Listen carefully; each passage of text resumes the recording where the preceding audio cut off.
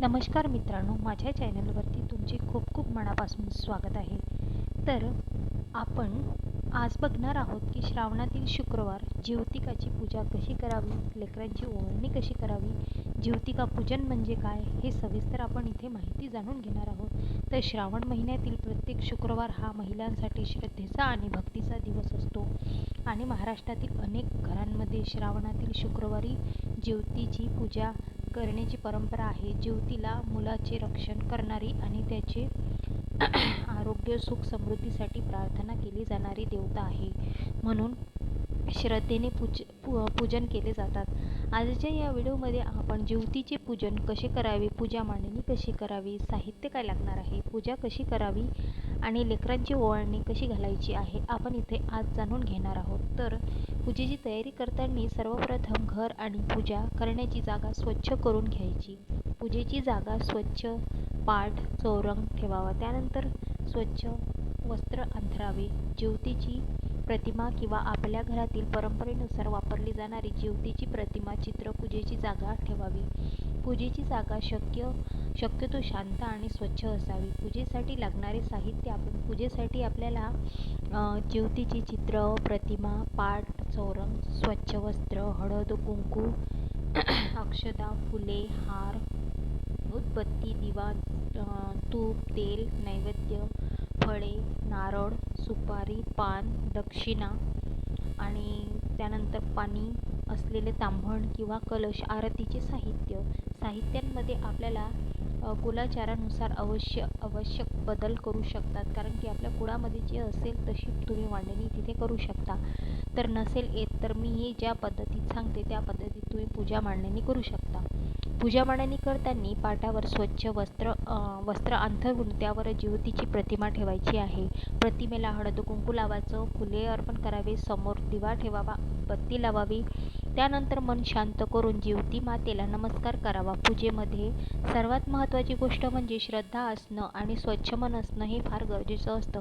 श्रद्धा आणि स्वच्छ मन असलं ना तर कितीही तुम्ही मनाभावापासून पूजा केली ते तुम्हाला 100% त्याचं फळ तुम्हाला प्राप्त होतो. संकल्प करताना आपल्या हातात थोडं पाणी घ्यायचं आहे. अक्षता घेऊन आपल्या मनातली इच्छा कुटुंबाच्या कल्याणासाठी संकल्प करायचा आहे. उदाहरणार्थ आज आपण श्रावण महिन्यातील शुक्रवार पवित्र दिवशी मी माझ्या कुटुंबाच्या सुख शांतीसाठी, माझ्या लेकरासाठी, आरोग्यासाठी, दीर्घायुष्यासाठी आणि आपल्या सर्वांगीण कल्याणासाठी ज्योती मातेची श्रद्धेने पूजा करीत आहे. ज्योती माता माझ्या लेकरांवर सदैव कृपा दृष्टी ठेव. त्यानंतर हातातील पाणी ताम्हणात सोडायचे आहे. त्यानंतर ज्योती मातेला हळद कुंकू फुले वाहायची. आता आपण ज्योती मातेची प्रतिमेला हळद कुंकू अर्पण करावे, अक्षता वाहाव्यात, फुले अर्पण करावी, आपल्या श्रद्धेनुसार हार अर्पण करावा, दिवा लावून मनोभावे नमस्कार करावा. नैवेद्य दाखवताना बरेच जण विचारतात की नैवेद्य काय दाखवायचा. तर नैवेद्य दाखवताना ज्योती मातेला आपल्या घरच्या परंपरेनुसार गोड पदार्थ लावू शकतो. म्हणजे जे घरामध्ये आपल्या गोड पदार्थ होतो तो तुम्ही तिथे देवांना नैवेद्य दाखवू शकता. फळे किंवा तयार केलेले सात्विक नैवेद्य तुम्ही दाखवू शकता. नैवेद्य दाखवताना मनात प्रार्थना करावी, हे ज्योती माते माझ्या घरातील सर्व लेकरांना सुख, आरोग्य, चांगली बुद्धी आणि उत्तम संस्कार दे. माझ्या जीवनातील अडचणी दूर होऊ दे आणि त्यांच्यावर तुझी कृपा सदैव राहू दे. आणि ज्योती मातेची प्रार्थना करताना बरेच जण विचारतात की ज्योती मातेची प्रार्थना कशी.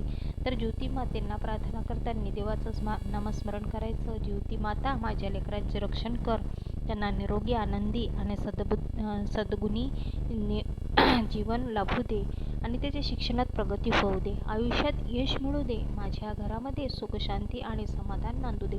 त्यानंतर आपल्या घरातील प्रचलित ज्योतीची आरती म्हणावी. ज्यांना आरती येत असेल तर आरतीसुद्धा म्हणू शकता किंवा तुम्ही काय म्हणते त्याला पुस्तकांमध्ये आरती वगैरे असते तर तुम्ही ती आरती म्हणू शकता. नाही येत असेल तर तुम्ही नामस्मरणसुद्धा करू शकता. तर लेकरांना ओवाळताना कोणती तयारी करायची आहे. तर आता पूजेचा महत्त्वाचा भाग म्हणजे पूजा करताना लेकरांना ओवाळणी कशी घालावी. घरातील मुलांना स्वच्छ कपडे घालून देवासमोर आणावे आणि ओवाळणीसाठी ताटामध्ये आपल्या परंपरेनुसार दिवा, कुंकू, हळद, अक्षता, फुले. काही कुटुंबांमध्ये मुलाच्या औक्षगणासाठी वेगवेगळ्या पद्धती आहेत. त्यामुळे आपल्या घरामध्ये ज्येष्ठ व्यक्ती किंवा कुलाचारानुसार पद्धत पाळणे योग्य आहे. लेकरांना ओवाळण्याची पद्धत कशी, तर सर्वात प्रथम आपल्याला मुलाच्या किंवा मुलीच्या, मुलगी असेल तर मुलगी, मुलगा असेल तर मुलगा, त्यांच्या कपाळावर आपल्याला घरच्या प्रथेनुसार शुभ तिलक लावायचा आहे, अक्षदा लावायची आहे, फुलं वाहायची आहे.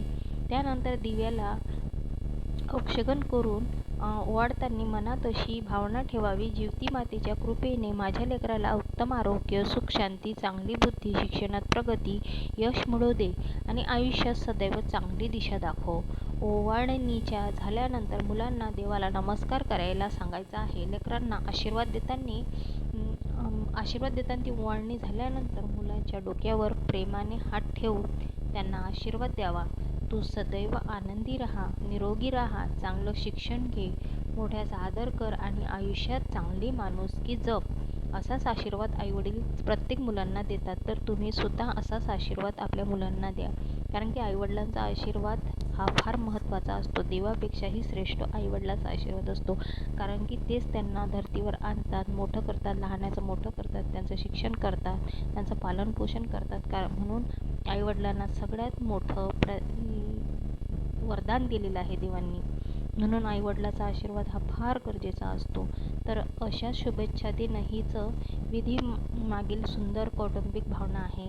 तर प्रसाद देताना कोणती पूजा करायची आहे, पूजा वगैरे काही नाही. प्रसाद देताना पूजा झाल्यानंतर जिवती मातेला दाखवलेला नैवेद्य प्रसाद म्हणून वाटावा, घरातील सर्वांना प्रसाद द्यावा, लेकरांनाही प्रसाद द्यावा. पूजा करताना स्वच्छता, श्रद्धा आणि आपल्या कुटुंबातील परंपरेनुसार त्याचे महत्त्व आपल्याला इथून जाणून घ्यायचे आहे.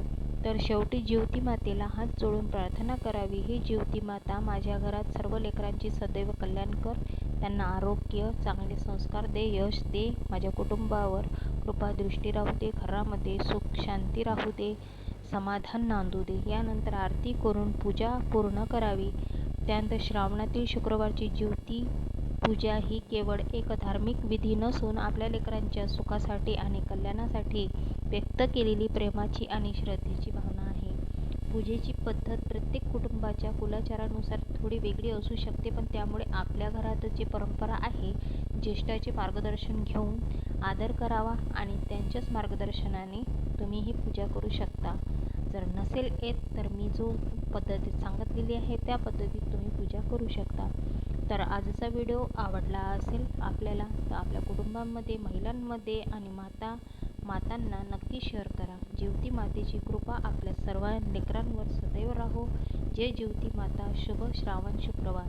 तर श्रावणातला पहिला शुक्रवार चालू झालेला आहे. तर श्रावण महिन्याच्या सर्वांना हार्दिक शुभेच्छा. व्हिडिओ आवडला असेल तर लाईक, शेअर, सबस्क्राईब नक्की करा. श्री स्वामी समर्थ लिहायला विसरू नका. श्री स्वामी समर्थ. जय जय स्वामी समर्थ.